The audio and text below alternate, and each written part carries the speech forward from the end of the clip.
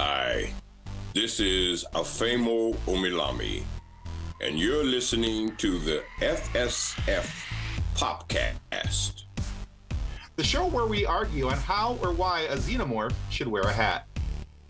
Our show is brought to you by our charity sponsor, the Red Shirt Widows and Orphans Fund, which supports the Wish Upon a Teen Foundation that helps out sick kids when they need it most. And just imagine the comfort you'll give Red Shirt crewman number 125. He'll know that when he puts on the red shirt and joins Forrest and Bubba in the army in their quest to keep their beds made and to stand up straight, that he didn't leave his family destitute and without hope, because the Red Shirt Widows and Orphans Fund has his back, and what's left of his shoe polish. All right, guys, our guest today is a longtime actor who has been in some of the biggest movies in cinematic history. You've seen him in Forrest Gump, The Hunger Games, Terminator Genisys, Remember the Titans, and honestly, he has a very impressive IMDb resume, and that list continues with so many more amazing titles. We are very happy and very proud to welcome Afemo Omilami to the FSF PopCast. Welcome to the show, Afemo. Thank you for having me. And for only slightly butchering your name. I paused on the last name to make sure that I was landing the plane. I felt confident about the first name. The last name, I had to land the plane, so I had to stop and really process that. I can do this. Look, I can do it. Fun. We're having fun already. That's what Let's go. Right? There we go. The fun might be at the expense of our friends, but ta-da! That's what we do. Here we are, nonetheless. All right, Afemo, I must say I was impressed by your list of credits I found on IMDb. We're excited, though, to talk to you about your latest credit, a movie called Freedom's Path. Now, and that looks like it was just released about a week ago in select cities. Now, if you would, please, could you kind of walk us through this movie? Tell us what you can about the movie, your character, and how you got involved with what looks to be such an amazing project. Well, I think it's a movie about a friendship between two young people during the Civil War, when most of us probably think the Civil War, bloody, brother fighting against brother, fighting for freedom for the slaves. Yes, it is that, but it goes deeper. And the part that I'm called to play has to do with a Harriet Tubman type situation where I'm trying to usher people to freedom at great risk, but with the help of what we call, I love it how they say in the movement, the good white people play their part in all of this, because there wouldn't have been a movement back in that day, as well as in the civil rights movement, if the good white people didn't play a critical part, as you know, in the underground movement. They were necessary, and many of them risked their lives and got killed and maimed and hurt. So it's showing what people who have freedom on their minds can do when they come together to help one another. And to me, that is the essence of Freedom's Path, is finding our way out of the lie together and being freed up from the lie together. That's the path called Freedom's Path. And the gentleman I play is called Freeman, Ellis Freeman. So Brett came to me and said, would you be interested? I said, look, I don't want to play any more slaves, any more guys getting beat and hung and whipped. I've played enough of that. He said, no, this is different. This guy is free, and he willingly puts his life on the line to usher other people to freedom. I said, that's the guy I want to play right there. So that's how he pulled me in, because he knew I had enough of the other stuff. But this is a story most people don't know. There were a lot of free Black people in the South while the Civil War was going on. They chose to stay there and try to create a life for themselves. And out of that, you had people who did what Harriet Tubman did, usher people to freedom every chance they got. And of course, they were wanted, they were hunted. It was just relentless, the war going on against them. And all the while, they're hoping that the Civil War would bring freedom to them. But, as we know, that didn't actually work out the way they thought. But nonetheless, they stayed true to trying to help people, find a way to a better life. That's the essence of it. Okay. Yeah, it looks to be. I've always fascinated by Civil War era history, and I'm fascinated by those who did what you talked about in this movie, who put themselves on the line for many times for people they didn't know, people that they had no association with, but they just knew what was morally right, the right thing to do, and so they were doing it. And so I'm always kind of fascinated by that era and the people who did things like that. So I haven't had an opportunity to see the movie yet, but I'm very excited to sit down and have a chance to see it. Matter of fact, tomorrow afternoon we're sitting down with with Brett, the director, Brett Smith, and talking with him as well about this movie and a few other things. So, but yeah, it looks to be an amazing project. I watched the trailer and read up a little bit on it this afternoon. And look, you're going to find out that Brett Smith is a very determined person who knows persistence is the key, because this has been his baby for several years. Yeah. To finally bring it to this point. That tells you a lot about who this man is, his character, his determination to tell this story. And he didn't sell out when others tried to get him to compromise. He said, no, I want it presented this way. And he stuck to his guns. And I have even more respect for him now than ever, because this business can be ruthless and brutal. Sure. But he didn't let any of that deter him from telling a story that he had to tell. And the way he shot it, so beautiful on the budget he had. You would think this guy was had a lot of money, because he shot it so beautifully that's just a labor of love from a person who loves what he's doing. I don't know how he pulled that rabbit out the hat, but he did. And when you see the movie, you will see, oh, wow, they did this on an independent budget? How did he do that? I mean, it's amazing. So well done. I was noticing that even with the trailer. I was watching, like I said, it's out on YouTube right now, but I was watching that this afternoon. I noticed even with the cinematography in the trailer, I thought, wow, because I know this is an independent movie, and I thought, wow, this is a really good cinema, because usually even in the trailers for most independent movies, you're like, yeah, that's an independent movie. This one might have been shot on an iPhone, and but that is not the case with this. This is it looks to be a very well done movie. There's a handful of good name quality stars in this movie that people will recognize and enjoy their performances. And I tell you what, there's a couple people in the trailer where goodness, I can't remember his name right now, but he's yelling, he's the bad white guy, and he's just screaming in the trailer, and I was like, ooh, boy, I already don't like him. All right, let's.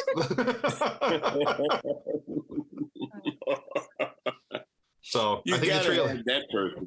Oh, Come yeah. on, what's the movie without that guy? Right. Somebody got to do it. Somebody has to. We all hated him, Absolutely.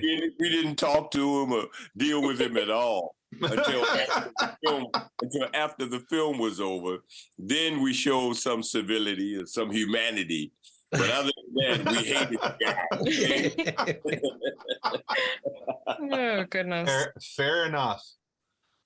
So, Afemo, Tim mentioned that you've had quite the acting career, and that acting career has been part of many different well-known and loved franchises. I personally am like, hey, it's the mayor of District 11, because Hunger Games is one of my favorites. I loved the books, I loved the movies.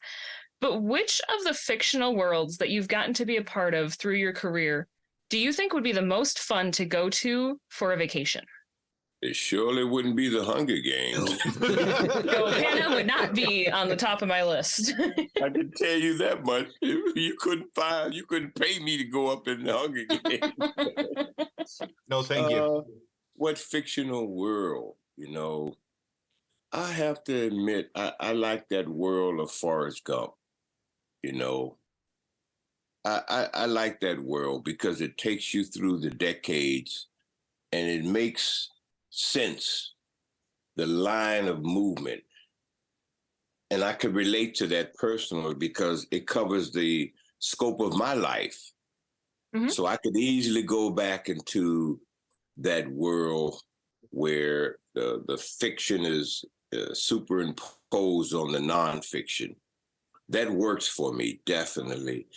And any story about grace, it captures my heart because in the real world, a guy like Forrest Gump would have been crushed, pushed down, kept in his place, told this is as far as you can go in life because of what they interpret as a disability. Mm-hmm. But on the spiritual side, life said, no, we're going to elevate him and give him a place that life determines, not what people in society. I love stories like that. Yeah. Because here's a guy that normally would be found on the bottom of life, not having the opportunity and success that we see he enjoys in the movie. Anytime that happens, I'm for that guy always, because I'm for the little guy. I'm for the guy who would normally get that break. Yeah. So he represents that to me, and that's the kind of fictional world I would like to go and visit. I love that answer. And I love the people who are for the little guy. The little guy needs the love. Absolutely. In today's world, my Lord. Yeah, he needs us pushing for him. He needs us pulling for him, the underdog. I'm the underdog type guy. Mm-hmm. Love it. And part of what makes this podcast happen is that those stories and the stories of, like the little guy, being able to get up and ahead, and like even through various different sci-fis, you have a bunch of different people who, achieve the greater goal. But basically, like you said, we love stories. And could you tell us a funny moment or something that had happened on set? Well, it wasn't too much fun when it happened. I was shooting the scene in Terminator, mm-hmm. And the guy kept telling me, he said, look, put this in your ears because this is about to get crazy. So I said, okay. And not knowing he had a huge 50 caliber over my head about to shoot. Ooh. So I'm trying to do the scene and the gunfire is about to blow my ears off of my head. And I'm trying to say, I want more, give me some more stuff. Nobody would hear me. They just kept firing away. So by the time the scene ended, I couldn't hear myself. I couldn't hear what they're saying. I'm like, oh man, you guys just messed me up. What is wrong with you guys? They somehow enjoyed it because they said, well, we tried to tell you, Mr. Omilami.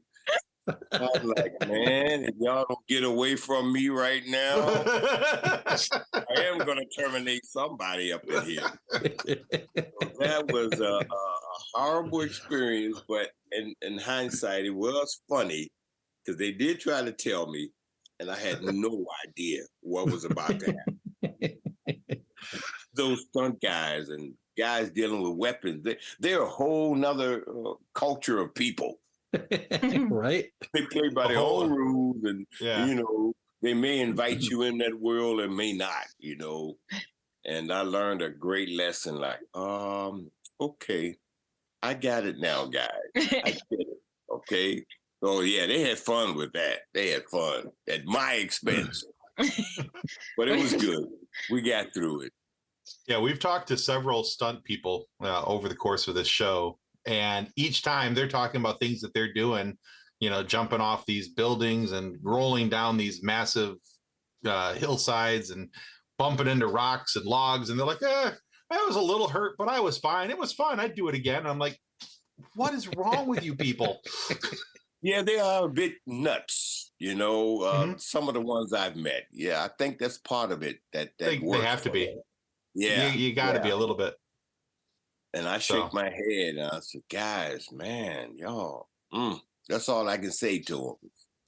But I'm glad they do what they do, because the product always comes out better when you see them fully committed the way they are. Mm-hmm. They inspire everybody, then you got to give your performance. If this guy's risking life and limb to do this thing, you got to bring it, So that's how I honor those guys, by trying to bring my best, because I see them risking it all. Yeah, absolutely. It's a great outlook on it. Mm-hmm. And I'm sure that in turn, they appreciate it as well. So, they're giving their best. They see you giving your best. It ends up being, it improves the whole quality of the product at the end. That's the way it has to be, because as you know, with the latest news, when it goes wrong, it can go terribly wrong. Yeah. Mm-hmm. So it's a lot at stake doing what they do, and the connection with the actors. We all have to watch each other's back and respect what the craft is, because it can mean the difference in, as we all know, in life and death. Absolutely.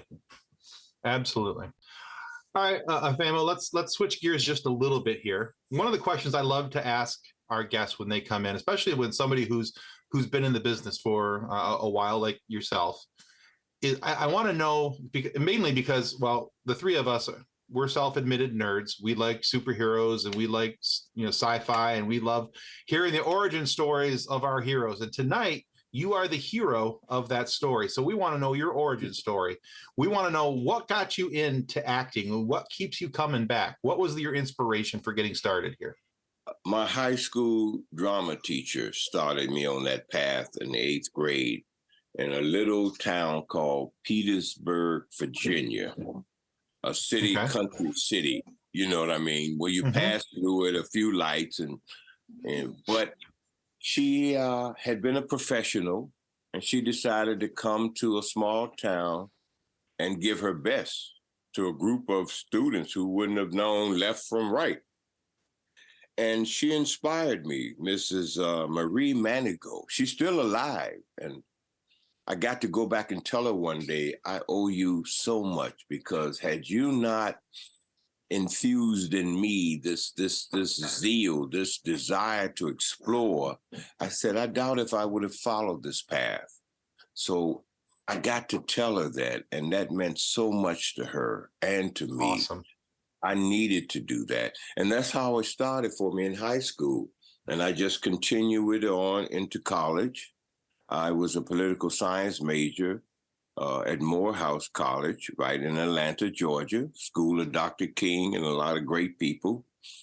And the drama department was in the facility that belonged to the women's college across the street. Mm-hmm. So I'm like, okay, this could be interesting then.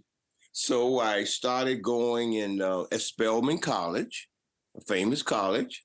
Yep. And just doing it for fun, because somebody said, hey, if you do theater, you're going to have the girls. That's all they had to tell me. I'm like, yeah. I said, okay, let me try this. And they were right. You were it. If you were over there in the drama department, you had no problem with the ladies. And I was like, man, why didn't they tell me this long ago? I didn't know this. And that's how it got me in. And I became great friends. Sam Jackson and I, we went to school together. Okay. That's how we started, because he said, they told me that I could get the women here too. I said, well, let's find out, man. And we had That's great awesome. fun. You know, he is quite a character. Me and another actor named Bill Nunn and Sam's wife, LaTanya Jackson Richardson. We became great friends. And we got to do our first motion picture together while we were still in school, directed by Michael Schultz, who's an editor, who most people know him as an editor now in Hollywood. But Okay. Michael Schultz gave us all our first break in motion pictures. 1971, a film starring Clifton Davis, who's a preacher now. And that's how we all got our first break in the business. And we said, wait a minute. Somebody stopped us one day and said, you do know you can get paid to do this. We were saying, what? Somebody would pay me to have this kind of fun? I said, come on, don't kid me. They said, no, really. That's how naive we were. I would have paid them to let me do it. Somebody stopped me one day and said, no, you can actually get paid for this. And I'm like, the women, you get paid? I'm like, what? Oh, how this is? Oh man, I was such a naive kid. Just like at Christmas. I was a kid at Christmas, and it was all science fun out and the window. games, you know. Yeah, right. And that's how it all started for me, and I never stopped from that Excellent. point. That's a great intro story. I love it. I love that. It's And true, yes. it is so It's a true true, story. though. Yeah. It is so true. The theater boys get the girls. I definitely then I learned how to use that. I come here. Oh man, they really love that. Oh yeah, I can imagine. I went Barry White on them. Man, I was That 0 for did 2. Nobody told me sealed about the this. deal. Yeah, when I was a kid, nobody told me about that was the way to meet girls was through the Man, theater. you missed out, bro. I'm sorry, man. You missed out. And number 2, I ain't got the deep voice. I can't do that. If I do that, I walk in there like, you okay? Do you need some Vicks? A cough drop maybe? You need a lozenge. You sound like you have a scratchy throat. Here's some hot tea. People still try to tell me, do you need to go see the doctor? My wife keeps asking me that. I said, no. Sometimes, it settles. I don't know what causes it. It happens. And then it will go away and come back. And I'm like, I'm good with it. Okay. Yeah, I'm fine. it But happens. that started me on the road. And I never really looked back. That's excellent. So what keeps you coming back though? What is it about acting that makes you say, this is why I got into it, but this is why I keep doing it? The ladies and the money, Tim. Gosh. When I came up, there were very few images to relate to.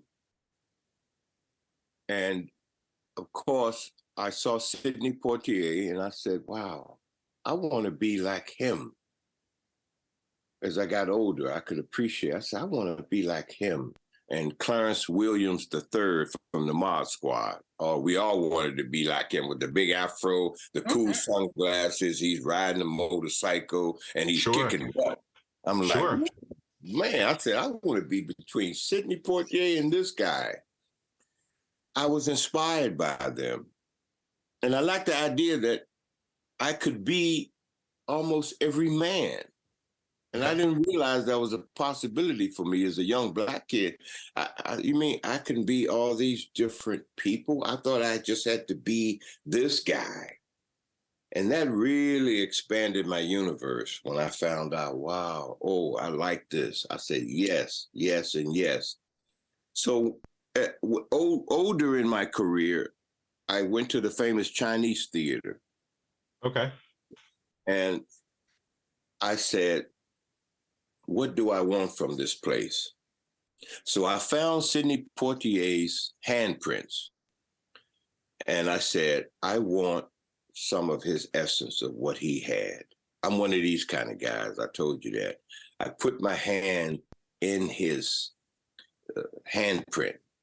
And I said, okay, I want some of what you got. Okay, come. After I did that, I looked over and there was Gregory Peck's handprint. And I always thought he was just really fantastic. Oh, yeah. I want some of his too. So I put my handprints into Gregory Peck's. I said, I want some of your essence, some of your mojo, Gregory Peck. And I just felt I got some kind of touch from both of those great people, because I wanted to be a blend of what they both brought. Mhm. Sure. That's how I think as a creative person, you know, as a spiritual person, that can be drawn up into what happens to you. And it looked like it energized my career from that point on. I can honestly say it looked like it took an upturn for me to be able to be more. I know that may seem crazy, weird to some people, but to me, it worked. Right. Yeah. It worked. And I haven't shared that story with a lot of people, you know, because I don't want folks to be saying, oh, man, wow, okay, he's weird, he's tripping out. You got to do what you got to do. Absolutely. You know? And don't worry, it And fits in over here. We're already weird. We trip out a little bit. It's okay. We're all good. So that was a turning point in the way for me that I needed. You know, whatever you got to do to get you out of that fog, out of that depression, out of that being stuck place. Being stuck place is what I call it. Okay. Break out of it. And that's what I needed. And I felt those guys, whatever they still had in those handprints, gave that to me. And it pushed me on further. That's cool. Yeah. Man, I need to go to the Chinese theater. I I need some of that. I need some of that to get out of the stuck place. I'm going to go find some of Johnny Carson's prints and put my They hands don't on even those. do that anymore, I think. I don't think they do the hands in the cement. I think it's just stars on the walkway now. Yeah, you get your star on the walkway, but they don't do that part. That was for the old school star. Yeah. That's why I consider it as a powerful place. Because they actually put their juice, their energy, their essence. And as you know, energy, it lingers a very long time. You know, and boom. So, very cool. That's really cool. I hope a lot of young people don't start, you know, well, let me rush over there. No. It has to be something organic that you didn't even plan. It just comes out of what that moment in your life tells you. Sure. That's how I can put it, you know? That actually makes a lot of sense. It does make a lot of sense to me. I promise you're not crazy. Yeah. Because of how loving and caring of a person you seem to be, you already showed that you are, and how you've stayed humble. That actually helps some of your other work that I wanted to talk about as well. Because in addition to your acting work, you work with your wife, Elizabeth, who's the CEO of Hosea Helps, which is an Atlanta-based food bank, which was started by your father-in-law over 50 years ago. Yes. So what can you tell our viewers and our listeners about what Hosea Helps does and how they can get involved in helping with its mission? The only reason I am somewhat sane today is because of serving with Hosea Feed the Hungry and Homeless, also known as Hosea Helps, because it balanced me off. Our business can have you tilted out of balance in that make-believe la-la world that you work in a lot. And if you don't have a foundation in what's really going on in people's lives, you're not going to be connected. So while I was building a career, my wife and I, who's a wonderful actress on her own, Elizabeth Omilami, we were serving the poor, the hungry, the downtrodden. Her dad had been one of Dr. King's right-hand men who was always out with the people. And he taught us that it's about the people, serving them. So he was not only my father-in-law, but my mentor, my teacher. And he showed me how to stay grounded and connected. So when he passed in 2000, Elizabeth and I became the leaders. Not that we set out that way, because I wanted to come out into Hollywood and build a real career. But they gave us a choice, well, you guys have been doing this in the background all this time. You guys know more about how this works. Will you come and take hold of this? Whoa, we had to search ourselves out because we knew it was going to be a commitment that we couldn't just play around with. Mm-hmm. So we decided then and there we were going to do that. And that was in 2000. And here, 22 years, going on 23 years later, we've been doing it. And it's taken us all over the world, serving the poor, the nobodies, the untouchables. How could you not be humble? Right. When you've seen people in terrible conditions in India, Africa, the Philippines, throughout the Caribbean, in Europe, and it molded us and shaped us to be the kind of servant leaders we are today, and still trying to work on a career as well. But it grounded us so well that we couldn't be taken away with ourselves because we saw what is going on in the real world. And that changed us dramatically. We couldn't help but try to come and find the most authentic self we could present. Sure. Right. So I owe my life and sanity to Hosea Helps. It kept me from being out there. You know what I mean? Sure. Yeah. Our business will offer you so many opportunities to be in so much stuff that's bad for you. It feels good at the time, the pleasures, the women, the money, the fame, all the stuff it can do. But it can also take your soul in the process, and you don't even know you've given your soul up for it. All you know is you're enjoying all the trappings, all the stuff. Right. So I'm so thankful that that opportunity came to me and my wife. It has balanced our lives off. We couldn't be who we are today without it. And I wouldn't trade it for anything in the world.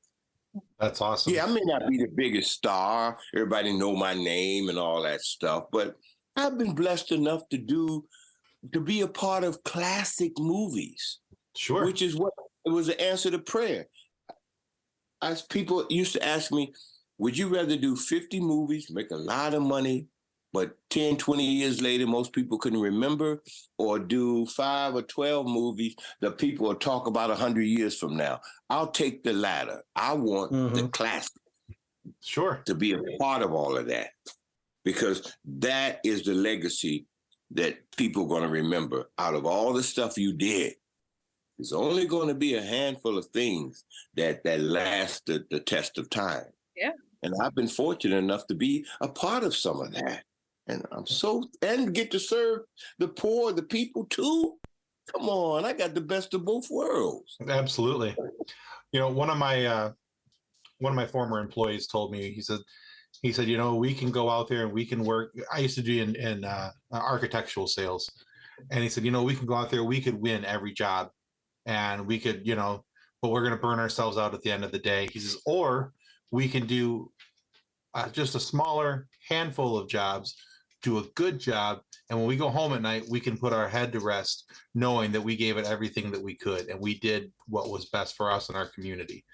And so I kind of feel the similar, a little bit there with what you're trying to say, is that at night it sounds like you got to go home and rest your head quietly and comfortably. There's nothing like a night of sleep that you get from having a clean conscience, knowing that you're doing everything that you can, that you're doing the right thing, and you're doing the good things in life, instead of getting caught up in all this other stuff that the world can throw at you. Sounds like you've been pretty well grounded throughout your life because of being not only who you are, but being involved with Hosea Helps and other projects. So. And look, when you stand on the shoulders of people like Hosea Williams, my iconic father-in-law, and Dr. King and Andrew Young, and you walk very carefully, because you never want to bring shame or disgrace to what they built. Sure. Had they not walked that road, I surely wouldn't be doing what I'm doing. So I owe it to them to bring my best with dignity and respect and not bring disgrace or shame to them in any shape or form. This is a civil rights town I live in. The history is so deep everywhere you look. Right. And my wife was raised in that, had gone to jail with her dad and protesting and been beaten. And so it's hard not to bring that as a part of what you will always be, a part of the struggle, freedom's path. So it only makes sense that this would come in line with what our history has been. We couldn't have made this stuff up. No, but it all tie-in. comes together, the synchronicity of it. Yeah. The background of that leading to freedom's path. It was a no-brainer. Yeah, I bet. You try your best to live that out. So when the opportunity presents itself, it's like, this is what was calling me all along. I have to do it. And as a result, I've been so blessed to start doing, let's see, what was the first, I'm trying to think of the first kind of true story. I think it was called The Lady and the Lynching. It was a story about Ida B. Wells. If you don't know anything about her, she fought against lynching around the turn of the century, a powerful, famous Black woman. I got to do that project, which was a PBS project way back in the day. We're talking about in the 70s. And I played the character that inspired her because she saw me being strung up and lynched, a guy named Frog James, who had only been trying to stand up for what was right and end up getting, horribly dealt with. And this changed her whole life, and she spent her whole life fighting against that. And then I did the Scottsboro boys. Right. Those young, precious boys accused by the white girl of, raping her, which later she recanted, but they had spent years in jail as a result of that. So all these type projects would start coming up, presenting themselves to me.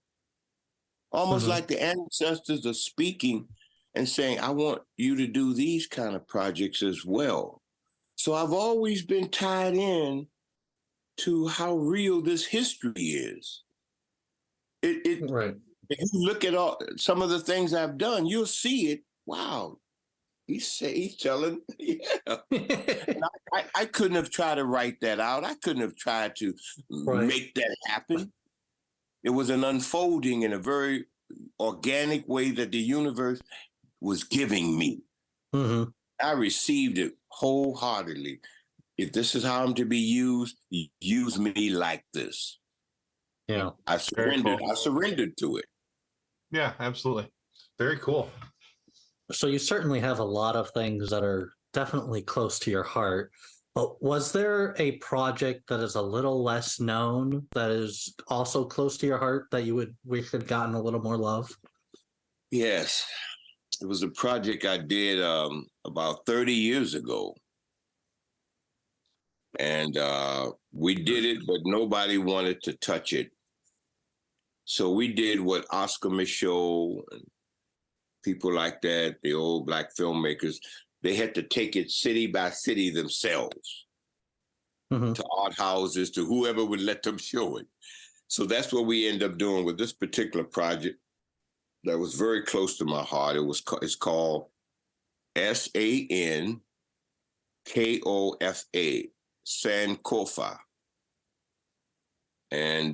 But here's how funny life works. 30 years later, Ava DuVernay, who's a powerhouse in the film business now, as you all know, she saw it and made a deal with Netflix and say, this is an important film. I want you guys to re-release this. So here, almost 30 years later, Netflix re-released Sankofa to an audience that never even knew about it or had the opportunity to see where it was coming from. Once again, the whole ancestor thing. I don't know how you guys look at all of that, but to me, it's all very real and it can become very personal. Sure. Yeah. And this story is about the transformation of a young woman who had been so disconnected from her heritage that she was lost in the world. And the ancestors grabbed hold to her and took her on a journey to show her the pain and sorrow and the struggle it took for them to get her to where she is today, surely not to be lost the way she was. And she went through a transformation and ended up finding her place again in life. I love stories like that. That's very That cool. transformational power of what we do. So never write something off, because you never know how it all plays back. Who would have thought that would have happened? Right. I'm like, wow, how great it is. You know what I mean? When you experience these things over and over, you don't have to be convinced. You know there's something at work in all of this. Some people say God, some people say the universe, some people say higher power. However they deal with it all, the bottom line is that it is what it is. And it is real as you and I here sitting talking to each other. So that's a great story that shows you how I want to walk this out in faith. And not to sweat the little stuff. You know what I mean? I'm not sweating that stuff. Come on. Right. Let life teach me and let life play it out. Then I know it's going to work out in my favor. There you go. Yeah. And here's Freedom Path. You know, a wonderful film that just the night we took everybody, man, people were crying, young and old. It didn't matter. Because it reaches inside, it reached deep inside you to help you remember that we're all a part of this struggle for on freedom's path. It's not something that just happened there or over there. It's what's going on in your life, my life, her life right now. We trying to find our freedom's path out of the lies you've been told. It's a sobering thing to wake up one day and realize that a lot of your life has been one big lie. I don't know if that's happened to you guys, but I know it's happened to me. And the deconstruction of your life, you know, by these events, and you have to go back and examine everything. It can be so crushing and devastating, but necessary for your transformation. And that's the path I've been on, which is what I call the real freedom's path. Going back and stripping away all the lies that you built your life on, or that you were told from a kid by mom and dad and sister and brother and teacher and preacher and whoever. And you made it your own story, but it wasn't your story. It was kind of imposed upon you so you could get along in society, so you could make it through. You guys know what I'm talking about. Oh, yeah. I'm not telling you anything you don't know. And that's been the search for me. And even the work I've done in film, TV, and theater, all has been a part of helping me really search my soul out in the deepest way. I owe so much to the theater, to the film and television. These characters have taught me some things about myself I wouldn't have learned any other way. No way I could have. That's why we go sit in the dark. We go sit in the dark because we know we're going to experience something.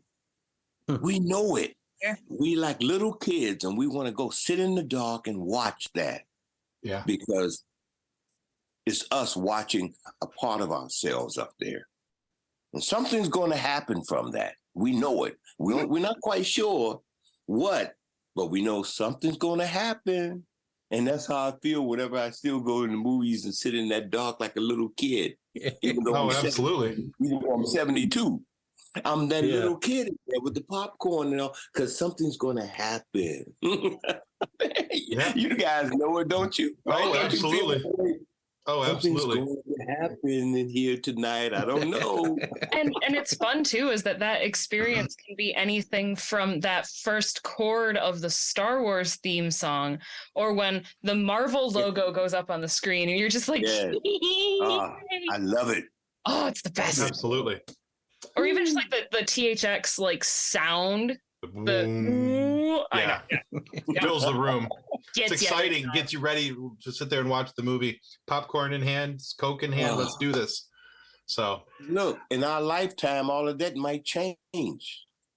I hope I don't not. want it. I don't want it to, but I'm not sure what's going to happen in that theater experience with what's going on with the technology, cable, streaming. It Worries me. I hope it doesn't go away. It concerns me too, because we need that experience. Oh, absolutely. And Absolutely. That's who we are. That's a part of who we are.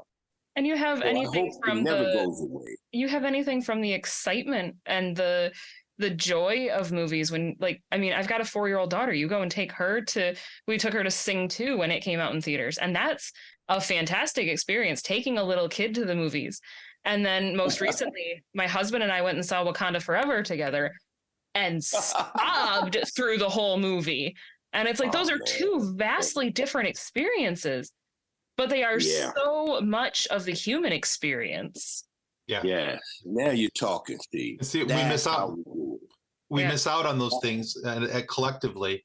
I mean, it's one thing when you view them at home and you can have a reaction, but I also think about going to other movies where, even like, so to go back to another superhero movie, but the reaction of in Avengers when Captain America gets Thor's hammer and hearing the whole crowd erupt when Black Panther comes back through the portal and you see, Chadwick Boseman standing there and just, man, that rush that you get from seeing movies like that and big, these big cinematic moments in history, those will be lost forever if we're all just sitting at home with Netflix and a bowl of popcorn. It's a completely different feeling. I don't care how good your TV is. I don't care how good your theater room is. If it's just that screen is, you got it doesn't matter. It's a whole different thing. It's just and it's just you and a couple other people. It's not the same. It's not the same. So that's something to keep an eye on, because we don't know what the evolution of that really is going to be. Mm-hmm. Yeah, I think about it. I think about it a lot, because I've seen the business change. The 40 plus years I've been in it, I've seen all the different. I'm like, oh wow, what is my place in all of this now? Oh, I'm sure. Many actors are asking that question. What is my place in all of this now? Yeah. So I have to search out a new path for myself now, because it's all changed. I bet. Absolutely. All right, Afemo, we're at a spot in our show where we had to do one of two things with our guests. We've gotten to this point. You've gotten it through all the questions. You've survived. All right. So one of two things happens. We either take our guest through a quiz, or we ask them one final, what we call the silly question. And so tonight we're going to do a silly question. All right. All right. Not that we haven't already asked you a couple silly questions, but this is like the technically the silly question of the show. Okay. As silly as it gets. So you can answer this as serious or silly as you see fit. Here it is. If you had to be shipwrecked on a deserted island, but all your human needs, your food, clothing, water, shelter, all those things were all taken care of. They were there. What two items would you need to still make sure we're with you? A musical instrument that I didn't know how to play, could be a guitar or a flute, something like that. I would have to have something like that. And the other thing I would have to have would be some honey. Okay. Have to have the honey. There you go. I could make it with those two things. All right. I think I could hold on. Some honey from like bees, or honey like. I'm pretty sure he means honey. I'm pretty sure he means honey from the bees. So Manuka, gotta be specific. It's gotta be the Manuka. From New Zealand, I love them with the Manuka now. They're medicinal. There you go. Is All good. right. Yeah. And some kind of instrument that would help keep me sane in those long nights or where it's like, oh my, this it for me. I think that would give me hope. No matter how bad I sounded, I could still find some connection to that little castaway place. There you go. I All mean, right. Tom Hanks had a volleyball, so. Wilson. Oh man, definitely. That's a whole nother thing when you just said that. I have been blessed to have classic lines that people still shout out to me, Mhm. What's your I bet. purpose in this army? Go! Or don't make me take off my sunglasses. Bringing out the dead with Nick Cage. Don't make me take off my sunglasses because there's gonna be some whooped up in here, okay? Oh man, yeah, that's a whole nother thing because you never know if that's gonna work out like that. When you do these projects, you don't know if they're gonna be a hit or a classic. You Mhm. don't. It's taking a shot in the dark. Sure. Even those who say, "Oh, we knew when we read this script it was going." No, I've seen many scripts that read good, but it didn't come out like that. Didn't transfer. So I've been blessed to work with the Mhm. Martin Scorseses, the Bob Zemeckis, David Nutter, and just wonderful, wonderful people. John Landis, who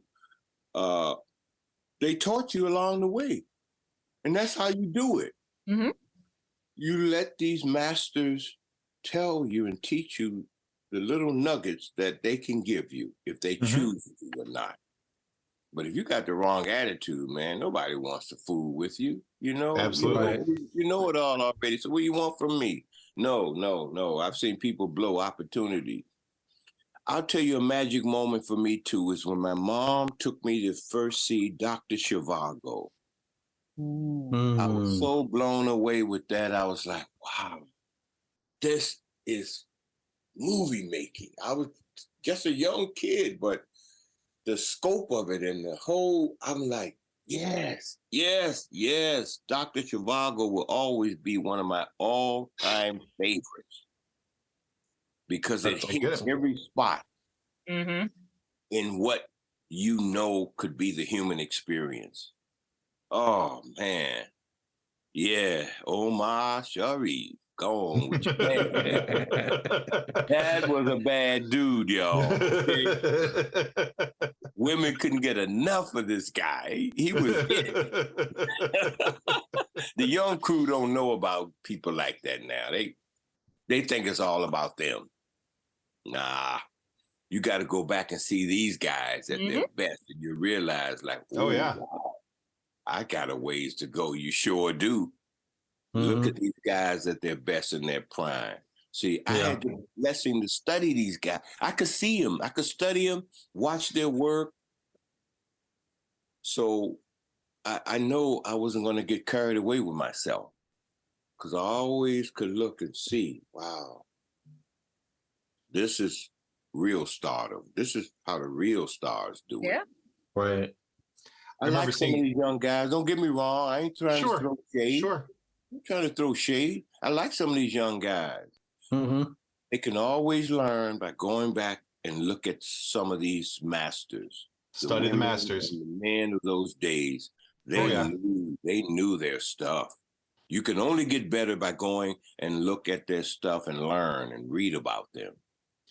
I saw a sign once that said, "You may be cool, but are you Sidney Poitier cool?" True. And my firm answer to that was, no, I am not. I got a ways to go for that one. The closest I can get is they call me Mr. Tibbs. You gotta get that cool, man. See, that's the essence of what you just said. That's it, man. I always admired that and said, yeah, that's what it's about. Absolutely. Portier, cool, Oh, man. Yeah, so I've been blessed, like I said. I got to play his father, believe it or not. This is how whack our business is. The Simple Life of Noah Dearborn. It was a Hallmark production. And in the flashback, I'm his father, and he's about 12, 13. I'm teaching him different things because he becomes a great builder, and he knows how to build, a mason, all of these skills. But I'm passing away, and I'm like, I want to pass this on to you. You know, here it is. Take it. And he's watching me slowly succumb to this medical situation. And then it flashes back, and he's sitting in his chair, the real Sidney at the time he is in the project, and he comes back, but he's flashing back to that. And I thought that was so cool. I get to play his father. I'm like, how cool is that, man? Yeah. I never forgot that too. That's one of my favorite things, looking back at that. And That's he was very so cool. kind to me, so nice. I got to meet my idol, this guy. Man.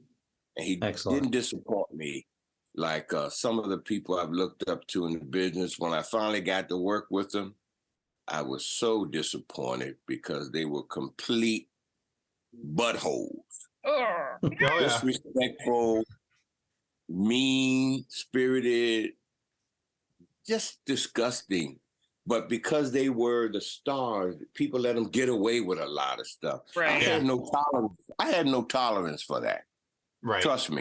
And they didn't try to test me either. Big black man that they wasn't sure of. They were always, you know, like, I don't blame him. let's let this guy be, because we don't know where he'll come from on this. There you go. I wouldn't test it. Mm-mm. That's the other part of our business, that it doesn't have to be. I never respected that because it didn't have to be. You don't have to talk down to people, mistreat people, and throw things at people because you're having a star tantrum.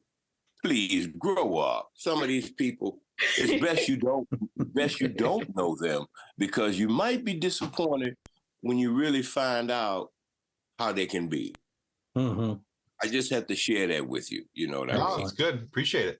After 40 plus years, you've worked with all the good, the bad, and the ugly. Oh, I'm sure you've seen it all. They do tell you should never meet your idols, and that I think that's Yeah, exactly why. I understand that now. I do. But here's the sad part. It doesn't have to be like that, It though. doesn't. Well, too many times they buy into their own whatever around them, their, you know, whatever the aura that people put around them, they start taking that in and making it the, you know, part of their ego, their personality, and they, True. you know, True. And they Yeah. start acting it out like, I have a right, entitled to be like this, to do this. yeah, And your job is to just take it and accept it, because I am the star after all. And Right. yeah, and far Oh, too man. frequently it is they've been getting away with it. People allow them to get away with it, so then they continue doing it. Exactly. You've heard all the stories that came out of things they should have been stopped doing a while back. I But- have a Right. 4-year-old. It's really Head. not that much different. And people turned their heads because they were making the money or whatever it was. Hmm. And they turned a blind eye, and they're responsible too for a lot of this foolishness in our business, man. oh sure, I But do not like it. if Trust me. people started treating them like the 4-year-olds they were acting like, things would be different. and you get a timeout, and you get a timeout, and you Right? get a timeout. Go think about what you just said. Exactly, man. Would you want somebody So to talk to you that way? Yes. Right. Because I always used to tell them, you're going to get the right person one day, my friend. And it's Mhm. not going to be pleasant, because they're not going to care about your money, your stardom, none of that stuff. Nope. They're going to rip into you like you don't want to believe. I would tell them, I said, don't go that path. Sooner There or you go. later, it will happen. Mhm. Well, Afemo, thank you so much for being on our show today. Where can our listeners go to find out more about you and some of your works? They can go to Omilami at the number 4 Hosea.org. That's AOMILAMI at the number 4 HOSEA.org. Because this is work that goes on all year round, that my wife and I we wouldn't want to be doing anything else, especially when COVID hit. We never missed a beat. We were out there feeding people under the bridges, you know, in the shelters. Our staff put themselves at risk because it becomes a lifestyle. It becomes what you become that. Mm-hmm. See, that's the difference. You become the message. You become what that work is. You start doing it so long, it's what you become. It's what you are. Right. And you're no longer living to serve. You're serving to live. That's it. And one of the greatest things Dr. King said in one of his speeches, a lot of people don't quote, at the end of it, he said, life's most persistent question is, what are you doing for others? Oh man, the day I ran across that part in his speech many years ago, I put it on my office door, and it constantly reminds me that is the question I have to answer one day. Yeah. What am I doing? So I love when I see a lot of these stars and celebrities giving back and doing great things with their money and time. Yeah. Because it's the right thing for you to do. Look what you've been given: money, fame, a platform. Why wouldn't you use that to do good in the world? Mm-hmm. Absolutely. Shame on those who don't want to do anything to help anybody. I don't get that at all. Mm-hmm. So Hosea Helps, Hosea Feed the Hungry is a work that's born out of the civil rights movement. I'm sure Dr. King will be proud of what we are doing. I think so. Well, he gave his life for sanitation workers to get a better deal. Mm-hmm. Yeah. No, I think he would be as well. I think he would be pleased. And that means a lot to me to know that my elders, my ancestors, those who came before me, worked so hard that we could have the voting rights and all the things we have.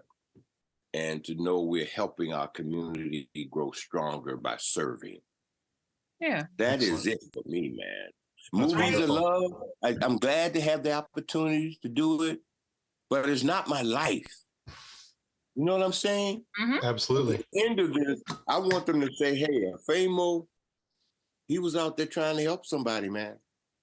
That means more to me than me getting the Oscar and Golden Globe, all of that. Yeah, all of that's good. Those are just trophies that are going to sit on the shelf and collect dust. What you're doing with Hosea Helps is so much bigger and is going to live on so much longer than any of those awards would ever do. And so we are definitely going to link that website so that people can go and see what you're doing so that they can get involved in it too. Yeah, absolutely. Please do that, because they give me so much more than I could ever give them, the people I serve. That's the whole part people don't understand. They give me more than I could ever give them. And I'm forever grateful and thankful to the precious souls I get to serve. Mm-hmm. They are such a blessing to me. So guys, you have blessed me by letting me just free flow with things I normally don't get into, you know? Yeah. It poured out of me in such an organic way. I knew it was right. And it was fun. And I enjoy sharing that part of me that I normally keep that under wraps or something. You know what I mean? Well, we find here on our show that it's, to use the Shrek analogy, that you're not an ogre, but you do have layers. And so it's good to see, it's good to see the layers of the people that we talk to. And we're going with that one instead of the better out than in. Right now, yes. Right now, yes. We're going to go with layers. Afemo has layers, and it's nice to see all the layers at play. There you're talking, guys. So, guys, we also Freedom's Path. Yes, absolutely. Path. Please go out, everybody.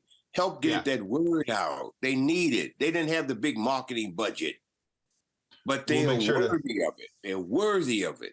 Oh, yeah. Yeah. And we'll make sure to put some the trailer links and some information about Freedom's Path in our show notes down below as well. Everybody will be able to check that out and see that as well.